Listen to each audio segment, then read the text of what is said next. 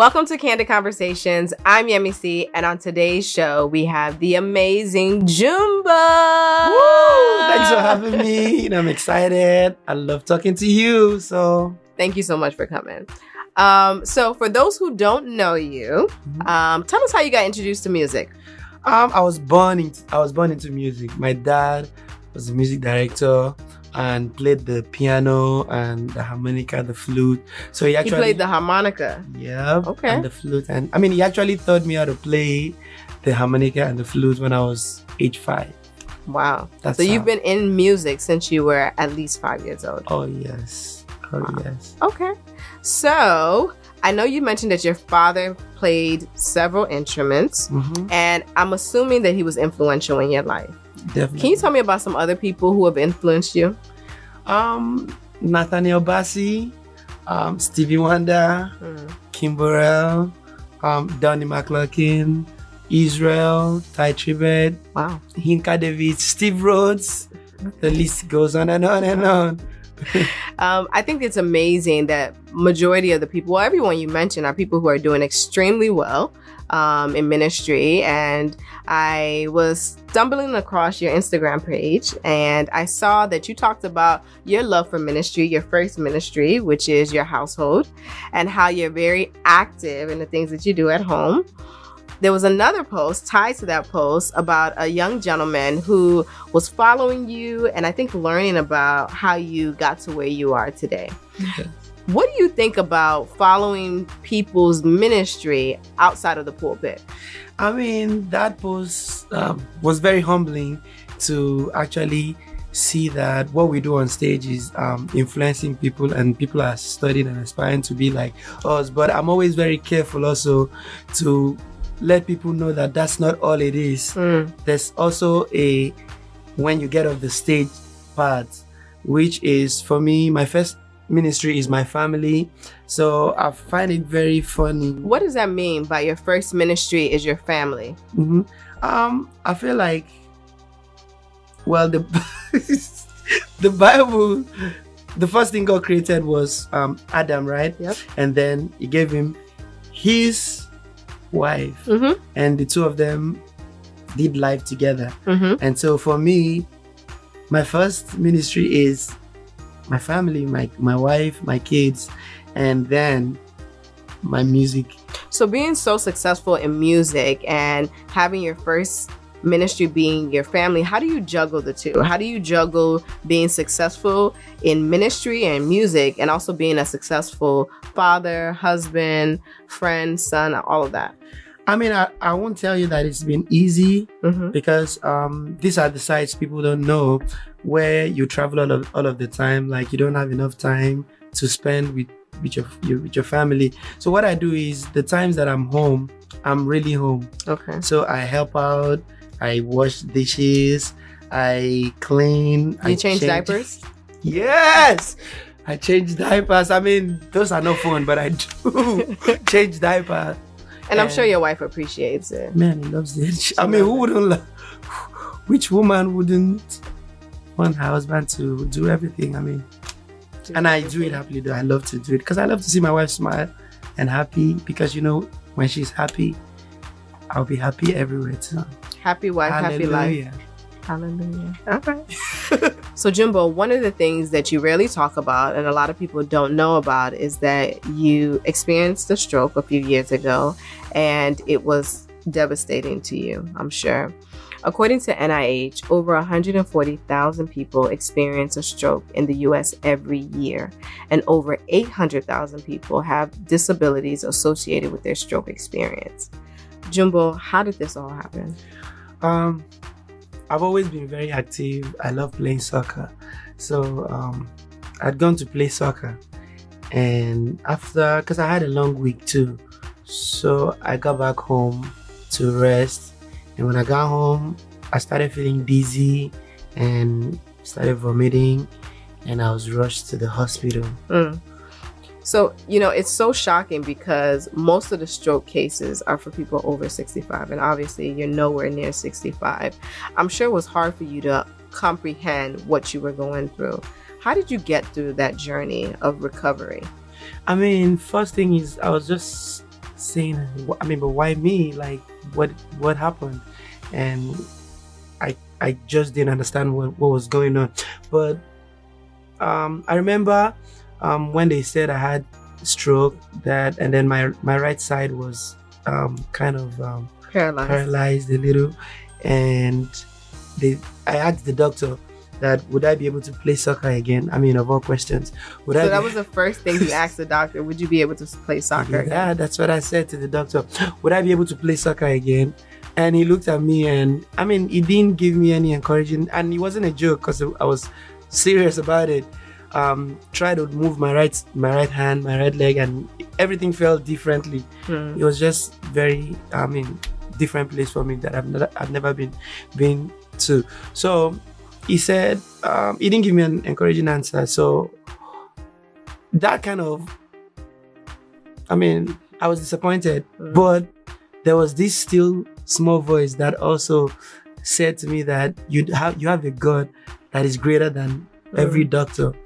And it's funny that one of my most famous songs I wrote on that bed while I was struggling and trying to move and all that you are, that's where I wrote those songs. And till today, every time I sing those songs, it's amazing, blesses people all over the world. And it is a great song. Maybe that's why I had to go to the hospital. And God, through that song, also healed me.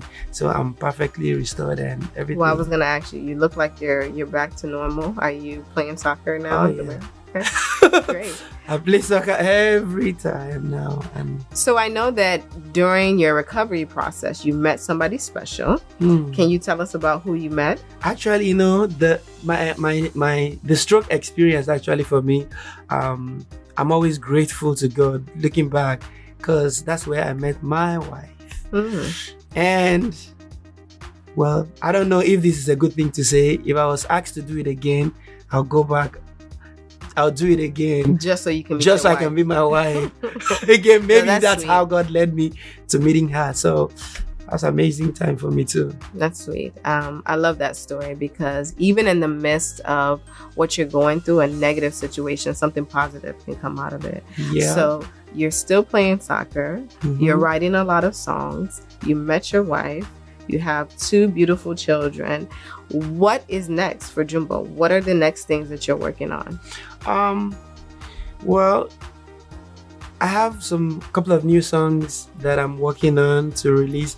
There's this one of the things on my mind also is the annual concert that I do. We Will Worship. We will worship, and I'm hoping to release a new project in the coming. Can you give us a sneak peek about the new project? What is it all about? It's gonna, I don't know yet, but I know that it's gonna be powerful. It's gonna be amazing. Songs that God has been dropping in my spirit. Give us an exclusive. What do you have up your sleeves? Okay, the things that I have are great songs. Just wait. You're not compromising. It's okay. All right. Yeah, they're great songs. Okay. And I have some new videos. Oh, yeah. I have some new videos coming out. It's amazing. All right. Wonderful. So being a part of ministry is super exciting. Today you're in Ghana, tomorrow you're in South Africa. You're all over the place. What is the most exciting part of ministering to people? One of the most humbling part and exciting part also is the fact that what you do on stage, you see lives being transformed and lives being changed, and you also are being changed in that same process too. What do you mean by lives being changed? How have lives been changed by your ministry? Okay, so for instance, I was in Houston a few last year, I think, or earlier this year, and there was this guy. I was ministering, playing the trumpet. So after ministering, this guy walked up to me and was crying and like, I've tried to be a good father, tried to be a good whatever, and just weeping. And he said he was actually on his way to commit suicide. And he heard the sound of the trumpet. And now I don't live in Houston, I live in Maryland. And I actually didn't want to go for that event. I just felt a conviction in my spirit to go there. And this guy said he wanted to go commit suicide, and then on his way to that he heard a sound that was the sound of my trumpet, and that's how he came. So he was on his way to go commit suicide. Yes. And he heard your trumpet. Yep. And came to the concert. And came to the concert, sat down, and came to me after, and we prayed. I mean, I still reach out to him every now and then. But it's an amazing story, but it seems like there's so much pressure in it that everything that you do impacts somebody. Mm-hmm. How are you dealing with that responsibility? There's no way to deal with those responsibilities except by the Spirit of God. Mm-hmm. Because most of the times you have to be led. Sometimes you are invited to go to places that you probably will not get nothing from. And this is one of those situations, because I actually had to go because of the Spirit of God wanted me to go there, not because they were going to give me some money or different things like that. So as long as you make the Holy Spirit or your relationship with God want the key thing, you would always, it won't be a burdensome responsibility. Okay. So the other part of traveling and being in ministry is that it comes with challenges. What are some of the challenges that you face in this work that you do? Man, there's struggles. Just not spending enough time with your family, with your, of course, with your wife, with your kids. Sometimes when people are enjoying Thanksgiving with their family, you are somewhere else trying to minister to some other people. Or, for instance, I'm supposed to be somewhere on the 26th of December. 25th is Christmas Day, and that's another country.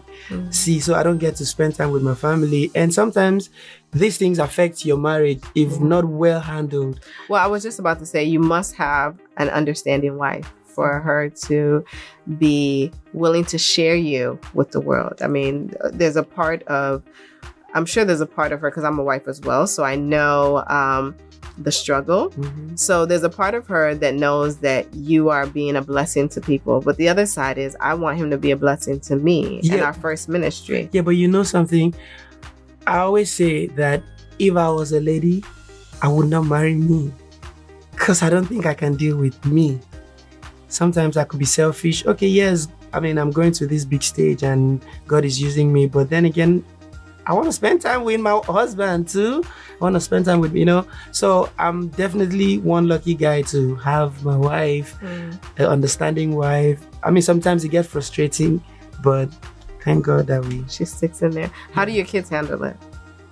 Well, I buy them candy on my way back. So you bring them back candy from everywhere you go. I bring back candy. Okay. It's you do have to find a balance and find a way to please them in the midst of them not understanding what you're doing and the magnitude of what you're working with. I love talking to you. I wish we can go on and on and on, but we do have to go into our next segment. I told you I'd love to be here. Which is Candid Confessions. So what we're going to do is ask that you pick one of these cards.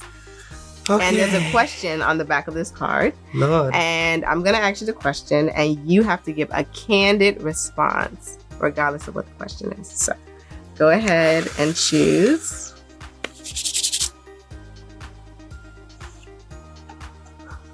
Okay. This is a good question.